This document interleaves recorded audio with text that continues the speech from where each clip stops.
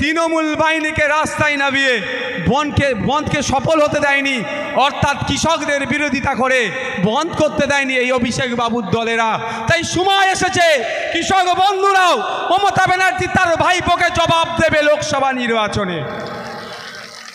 কৃষকদের স্বার্থে আঘাত লাগছে, আমাদের তো উচিত আরও কৃষকদের হয়ে কথা বলা।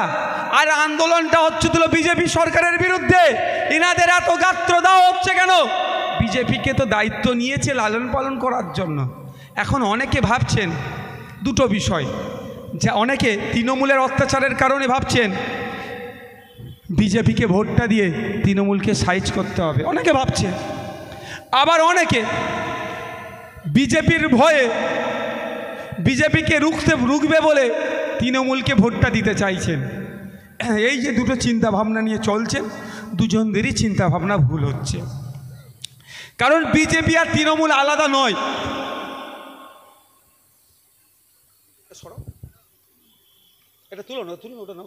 90 থেকে 2004 পর্যন্ত ইনি বলেছেন তো নাকি, বিশ্বজিৎদা বলেছে।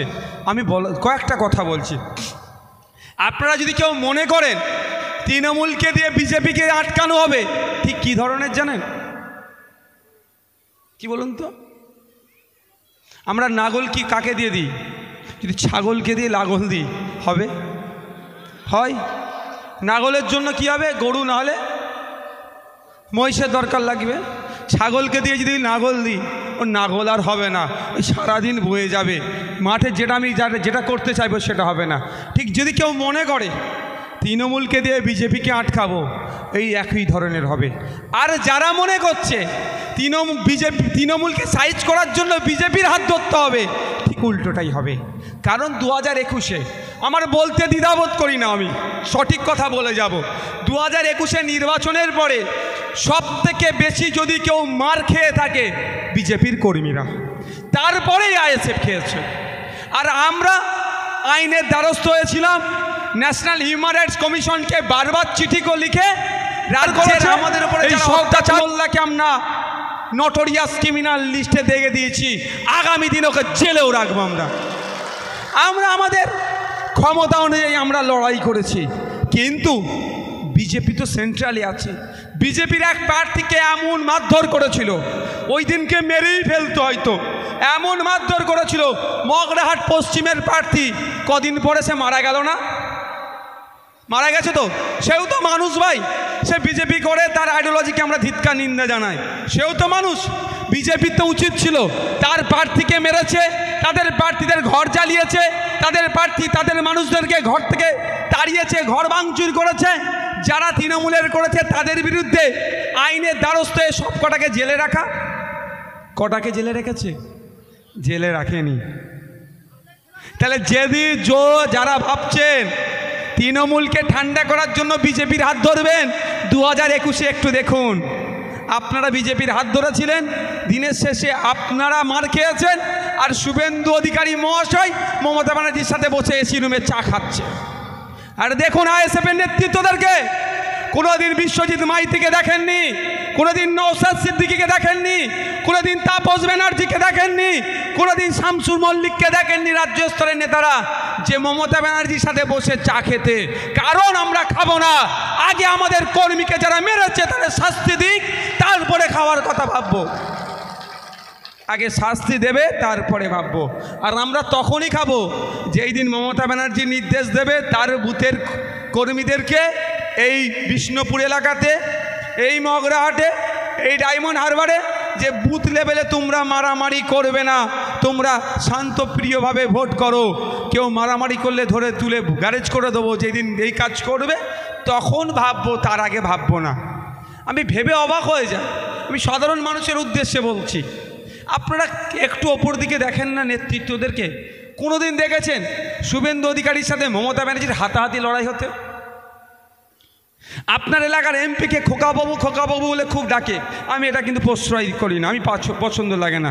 লড়াইটা লড়াইয়ের মতো হবে গণতান্ত্রিক প্রক্রিয়াতে। অধীর রঞ্জন চৌধুরী খুব খোকাবাবু বলে না, আমাকে ভালো লাগে না, আমি স্টেজ থেকে বলছি, আমি বিরোধিতা করছি।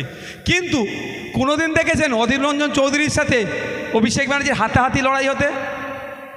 কোনোদিন দেখেছেন দিলীপ ঘোষের সাথে কুণাল ঘোষের হাতাহাতি লড়াই হতে, মোহাম্মদ সেলিমের সাথে শোভনবাবুর হাতাহাতি লড়াই করতে, ফিরহাদ হাকিমের সাথে আপনার সুজন চক্রবর্তীর হাতাহাতি লড়াই হতে? কোনোদিন দেখেনি, আমরা দেখতেও চাই না। কিন্তু লড়াইটা কোথা হচ্ছে? বুথ স্তরে। লড়াইটা কোথা হচ্ছে? এই মার্কেটে। লড়াইটা কোথা হচ্ছে? আগের বাজারে। আমি প্রত্যেকের কাছে অনুরোধ করব, বাজারে এটা মাইকের আওয়াজ যাচ্ছে, প্রত্যেক রাজনৈতিক দলের বুথ স্তরের কর্মীদের বলবো, ওপরের নেতাদেরকে একটু দেখুন। ওপরের নেতারা পাশে পাশে বসে দাঁত খেলাচ্ছে, পাশাপাশি বসে এসি রুমে চা খাচ্ছে। যদি ওরা দলের সর্বোচ্চ নেতা, ওরা যদি এক জায়গায় বসে চা খেতে পারে, আপনারা দলের সব থেকে নিচুর লেভেলের নেতা, আপনারা অন্তত নন এসিতে চা খান। ওরা এসিতে চা খাচ্ছে, আপনারা নন এসিতে খান। আমি এখানে বজবজের যারা আমার নেতৃত্বরা আছে তাদের বলবো, ওই সমাজ আমাদের গঠন করতে হবে, ওই সমাজ আমাদের গঠন করতে হবে। ওরা যদি এসি রুমে বসে চা খেতে পারে, আমি আপনাদের পূর্ণ স্বাধীনতা দিচ্ছি। আজকের পর থেকে এখানে কে টিএমসি করে, কে সিপিএম করে, কে বিজেপি করে, কে কোন রাজনৈতিক দল করে দেখতে যাবেন না। আপনারাও তাদেরকে সৌজন্যের বার্তা দিন, চায়ের অফার করুন।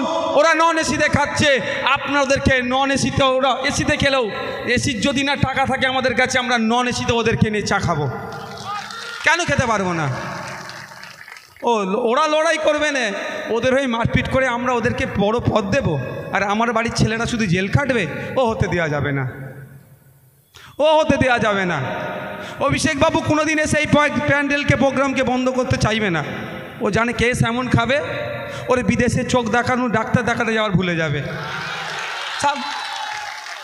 আমি স্বাভাবিকভাবে, কারো যদি নামে কোনো কেস থাকে বিদেশ যেতে পারবে না, অনেক ছাড়পত্র হানপত্র সব লাগবে। তো কে কে কে ডিস্টার্ব করছে? আপনার বুথের লোক। খোঁজ নিয়ে দেখুন, আপনাকে আমাকে এরা লাঠিয়াল বানিয়ে রেখেছে। দাদু অমুকের হয়ে লড়াই করতো, বাপ অমুকের হয়ে লড়াই করেছে, ছেলে এখন অভিষেক বাবুর হয়ে লড়াই করছে, তার ছেলে আবার তার ছেলের হয়ে লড়াই করবে। আর কতদিন ভাই, আর কতদিন এই লড়াই চলবে? শহীদ তোমার ভুলছি না, ভুলবো না বলে ভালোই স্লোগান দিচ্ছ, আর একসাথে বসে পার্থ চ্যাটার্জির সাথে চা খাচ্ছ, লজ্জা করছে না তোমাদের? আর আমাদেরকে লেলিয়ে দিচ্ছ। এ হতে দেওয়া যাবে না, এ হতে দেওয়া যাবে না।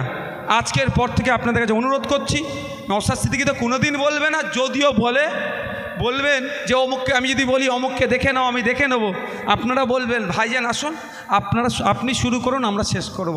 দেখবে ভাইজান আসবে না। কেন বুঝতে পারছো না? একবার 42 দিন জেল খেটেছি তো, বোঝানোর জন্য বলছি। আমি মারার কথা বলবো না, আর জেল মানুষের জন্য খাটতে প্রস্তুত আছি। কিন্তু আজকের মাইকের আওয়াজ অনেক দূর যাচ্ছে, বিভিন্ন রাজনৈতিক দলের আছে, তাদের উদ্দেশ্যে বলবো, আপনাদেরও দাদা দিদিরা যদি বলে ওই জবাব দিতে হবে, আমি দেখে নেব। আমি যতটুকু জানি কেউ এদের বিরোধিতা করেনি। তার জ্বলন্ত উদাহরণ আপনাদের দিচ্ছি। সারা দেশে আমরা যারা কৃষক প্রেমী ছিলাম, সবাই মিলে একটা ভারত বন্ধের ডাক দিয়েছিলাম, আপনারা জানেন তো? মেনলি কৃষকরা দিয়েছিল, আমরা সেটাকে হ্যাঁ বলেছিলাম। সারা দেশে এবং বিজেপি পরিচালিত রাজ্যগুলোতে বন্ধ পালিত হয়েছিল। উত্তরপ্রদেশের মতো রাজ্যে, বিভিন্ন গুজরাটে, অসমে বন্ধ সুন্দরভাবে পালিত হয়েছিল। শুধুমাত্র বিজেপির যারা বলে